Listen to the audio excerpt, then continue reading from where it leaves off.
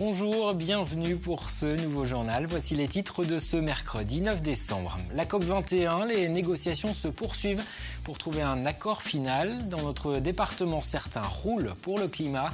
Rencontre avec des particuliers qui ont opté pour le covoiturage, mais aussi avec une entreprise qui dispose d'une flotte de voitures électriques pour ses salariés. Et du Move, c'est le nom d'un site internet lancé par un Vendéen, un enseignant qui a trouvé une solution pour aider ses collègues à évaluer leurs élèves, mais aussi à préparer leurs cours. La plateforme en ligne est aujourd'hui utilisée par 20 000 classes en France. Explication dans ce journal. Et puis à la fin de cette édition, nous participerons à un stage de restauration de coiffe avec l'association Le Vircouette de Longeville-sur-Mer. Elle vient de proposer plusieurs journées d'ateliers pour apprendre à remettre en état et à repasser les coiffes en dentelle ou en tissu portées par les femmes jusqu'au début du siècle dernier. Mais d'abord, on commence ce journal avec les élections régionales. À quelques jours du second tour, les équipes de campagne jettent leurs derniers efforts dans la bataille pour tenter de convaincre les électeurs. Dimanche dernier, 1 sur 2 n'a pas été voté. Les abstentionnistes représentent donc une réserve de voix importante. Alors ces abstentionnistes vont-ils se déplacer dimanche? Nous sommes allés poser la question dans les rues de La Roche-sur-Yon. Je n'ai pas pu voter, mais je voterai au deuxième tour, ça c'est sûr. Et voilà, après en politique, je m'y connais pas trop, mais au vu des résultats, ouais, c'est un petit peu inquiétant, je pense. Aucun parti qui m'intéresse et de toute façon, même si je serais allé voter, ça serait pour voter blanc.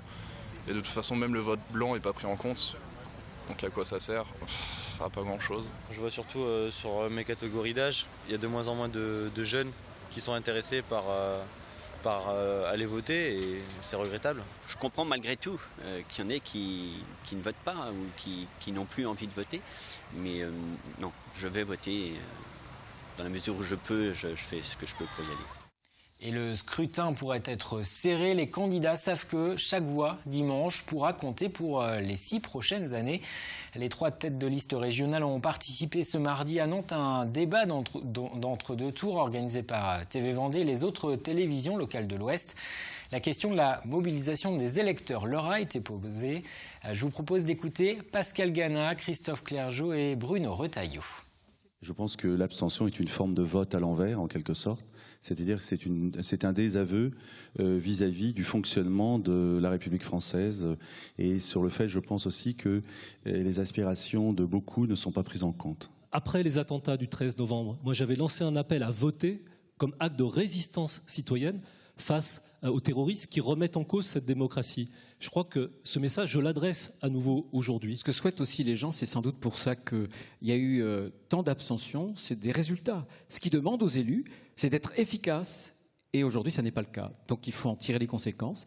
Et je pense que c'est au cœur du projet qu'on va voir chaque proposition qui pourront être efficaces, qui pourront répondre vraiment aux préoccupations, aux attentes des gens. Et l'intégralité de ce débat d'entre-deux tours est à retrouver ce mercredi à 21h sur notre antenne, mais également dès à présent sur notre site internet www.tvvendée.fr. Et on le rappelle, pour ce second tour, dimanche, socialistes et écologistes font liste commune. Un accord a été trouvé entre Christophe Clergeau et Sophie Bringui. Vous avez entendu la réaction hier du candidat de la droite, Bruno Retailleau, sur cette fusion. Je vous propose d'écouter ce qu'en pense le candidat du Front National, Pascal Gana.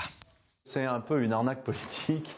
Il y a une formidable ambiguïté parce qu'en réalité, ils ne sont d'accord en rien et ils essayent de faire croire qu'ils ont trouvé une méthode pour un jour être d'accord. Et finalement, sur le sujet essentiel, qui est vraiment la pierre d'achoppement, la division, c'est Notre-Dame-des-Landes, on essaie de remettre le problème à plus tard et monsieur Clergeau a donc dit « Nous allons consacrer des fonds, pour l'instant, à aménager l'aéroport de Nantes-Atlantique ».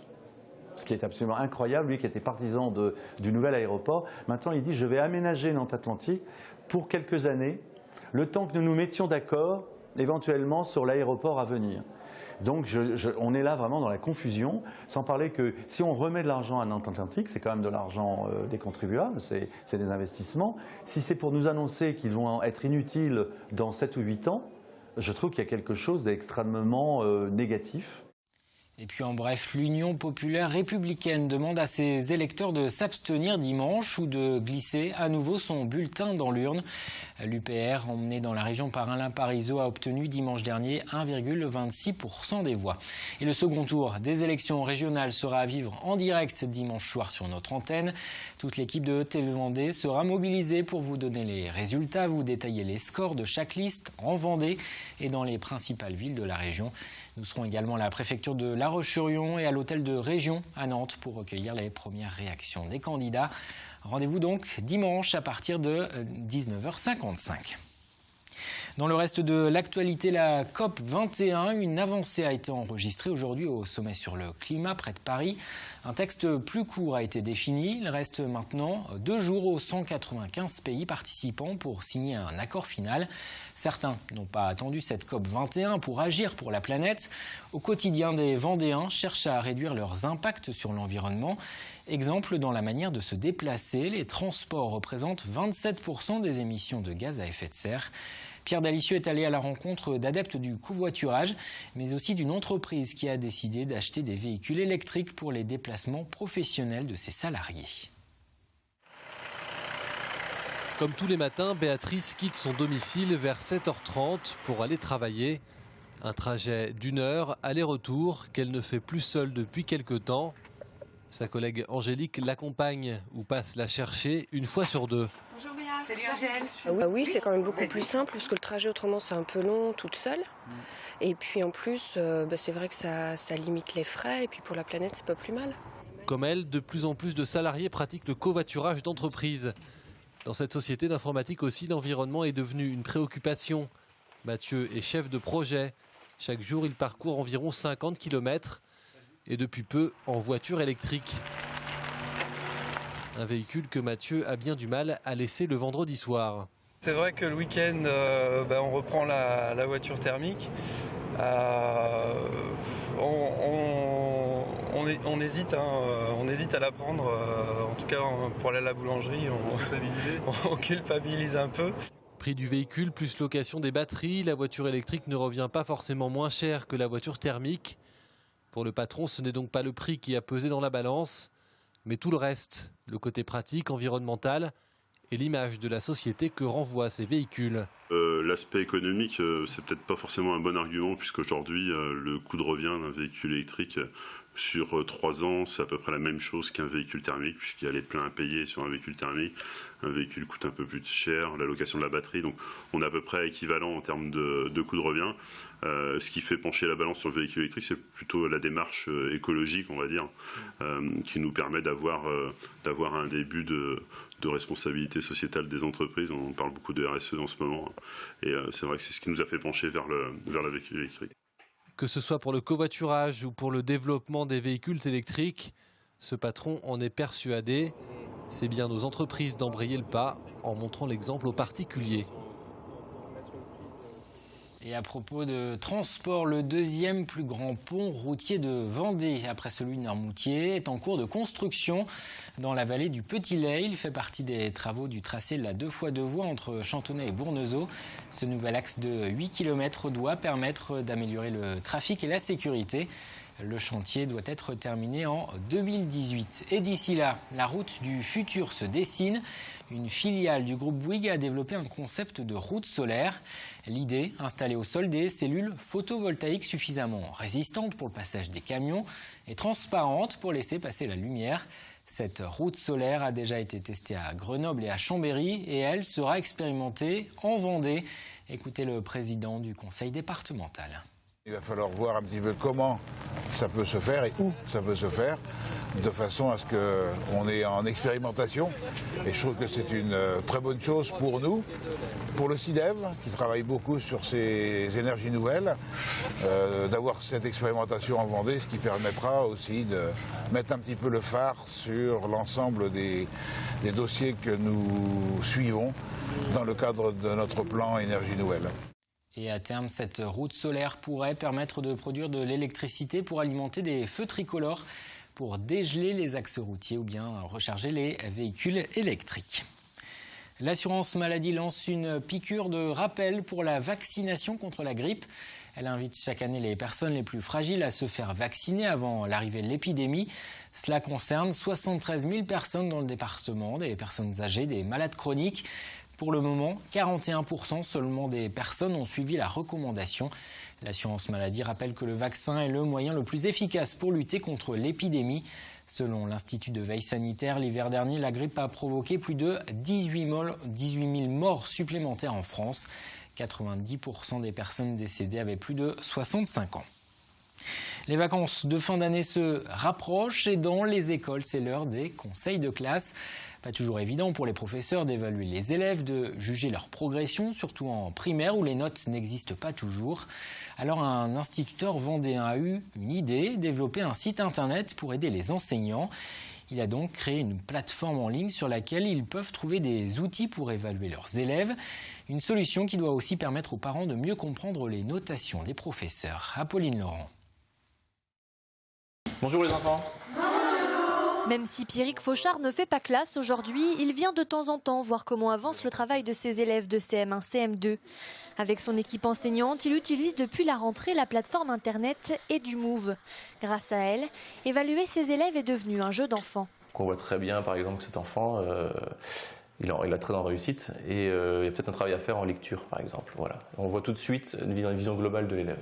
À l'aide de graphiques et d'un code couleur spécifique, le site permet aux enseignants de visualiser très rapidement les compétences acquises ou non par un élève. Rempli au fur et à mesure des évaluations, lisible par tous les instituteurs de l'école, il a pour vocation de leur simplifier la vie. On voulait un outil qui soit, donc il y ait une certaine harmonie dans l'école et qui soit quelque chose qui nous fasse gagner du temps. On voulait surtout un outil aussi qui soit lisible, compréhensible, alors par les enseignants, par les parents, mais surtout par les élèves. Parce qu'en fait, faire un livret d'évaluation pour faire du papier, et puis ça ne nous servait à rien. Donc là, on a vraiment un outil qui nous sert à faire comprendre à l'élève où il en est rendu. Donc il y a des compétences qu'il a pu acquérir, et puis celles auxquelles il faut encore qu'il travaille. Et à l'origine de cet outil novateur, un ancien instituteur vendéen, reconverti en jeune chef d'entreprise. L'idée lui est venue par sa propre expérience et l'échange avec des collègues. Et ce qui n'était à la base qu'un site pour une dizaine d'amis enseignants est très vite devenu une référence dans le milieu. Ça correspondait à un besoin, c'est des choses qu'on a vécues, nous on avait besoin de ça et on s'est rendu compte que beaucoup de collègues avaient besoin de la même chose en fait. C'est des choses qui permettent d'alléger tout ce qui est travail administratif. C'est très long et du coup on a moins de temps pour être en classe, pour préparer sa classe. En plus de l'évaluation, Gwenole Stéphane a développé une plateforme de partage des fiches de préparation de cours et dernièrement un agenda professionnel. En 3 ans, la plateforme a vu son nombre d'utilisateurs exploser. Aujourd'hui, ce jeune gérant recense 20 000 classes utilisatrices partout en France et dans le monde. Prenons la direction de Longeville-sur-Mer à présent pour un cours de fer à tuyauter et d'amidonnage. L'association Le Virquetz propose tous les ans à l'automne des stages pour apprendre à remettre en état les coiffes traditionnelles portées jusqu'au début du siècle dernier dans de nombreuses régions françaises et notamment en Vendée. L'objectif, c'est de transmettre ce patrimoine laissé par nos aïeuls. Ces stages attirent d'ailleurs des participants de toute la France, car si les modèles de coiffe varient d'une région à l'autre et même d'une commune à l'autre, le savoir-faire est assez semblable. Grégoire de Châtillon. Comment entretenir et conserver ces monuments de la culture populaire? C'est ce que l'on s'efforce de faire ici, lors de ces ateliers. Il y a pas mal de dames qui viennent notamment de Rambouillet, qui viennent des Pays de Loire, qui viennent de Charente, et chacune a sa coiffe bien spécifique. Et elles essayent de repartir avec leur coiffe terminée à la fin du week-end. La plupart sont collectionneuses, d'autres font partie de groupes de danse folklorique. Il est important alors, pour avoir de belles coiffes, de savoir comment les restaurer. Alors voilà ce qu'on peut retrouver dans les armoires des grands-mères. Donc il faut laver la coiffe, l'amidonner, la sécher et la travailler après avec un fer à tuyauter. La technique est alors assez précise. On appelle ça tuyauter parce qu'on fait des petits tuyaux. On chauffe le fer, avant on a humidifié et en chauffant ça redurcit l'amidon qui a été mis. sur les dentelles. Le paillage est aussi bien connu des restauratrices de coiffe. Stéphanie tente alors de maîtriser cette technique qui consiste à utiliser des tiges de métal sur un tissu pour obtenir des formes de S. Une fois que j'aurai fini mon paillage, le tissu se positionne sur la bonnette avec une dentelle par-dessus que l'on positionne. Les coiffes ne se ressemblent pas, l'origine géographique, sociale font qu'elles ont chacune leur personnalité. En tout cas, elles ont comme point commun de faire partie de notre patrimoine et comme elles sont fragiles, leur restauration est précieuse pour maintenir le souvenir de cette tradition. Avant de refermer ce journal, jetons un coup d'œil à la couleur du ciel pour demain, du brouillard dans la matinée et des gelées localement. Du soleil et des nuages dans l'après-midi. Il fera 9 à 12 degrés au meilleur de la journée. Le détail des prévisions, c'est dans un instant avec Armelle Pavageau. L'information continue sur les réseaux sociaux. Moi, j'aurai le plaisir de vous retrouver demain.